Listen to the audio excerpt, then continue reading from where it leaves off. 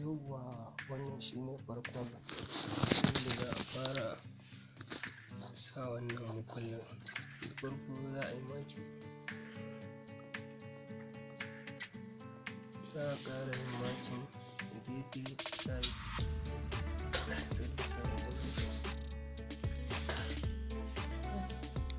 za ka ja layi ka ja ma a ƙasa,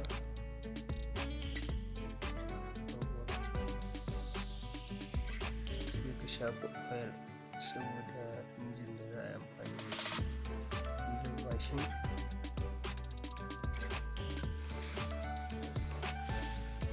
Zai cire ma daidai ramin da za ka sa mutum kamar haka.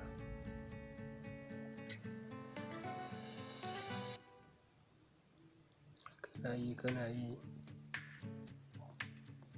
fitar da daidai side ɗin da zai shiga.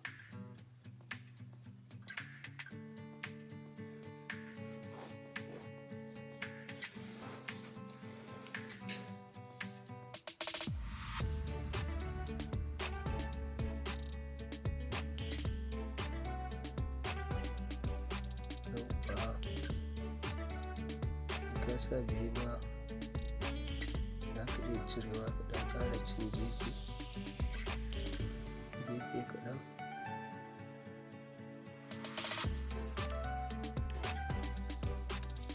Sannan ka ɗaure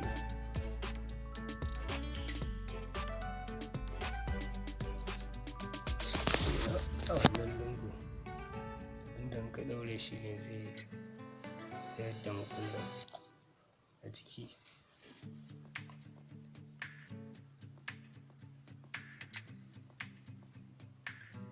To ya ɗan tokare.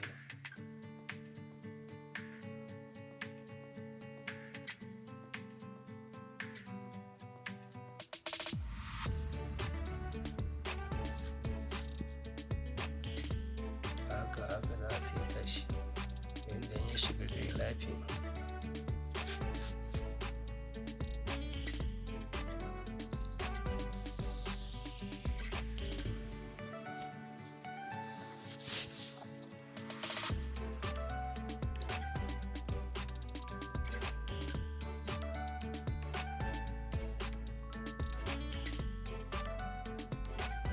Yawwa, ka ga ya shiga yadda ake so.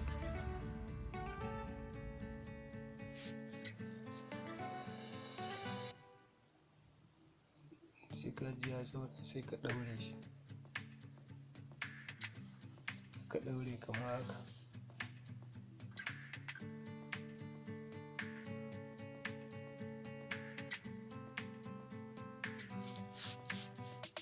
Ka ɗauko alamar shi ce wannan.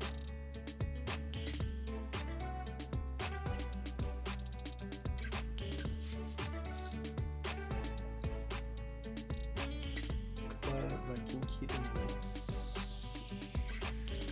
to ga yadda ake sa shi. In ka zira akwai kilif da za ka kama nasu, bacin ya kama za ka sa screwdriver ka yi tight ɗin shi. Ya tsaya yadda ake so, ka gan shi. To wannan shine wanda yake kama hukun na striker, komai ya haɗu.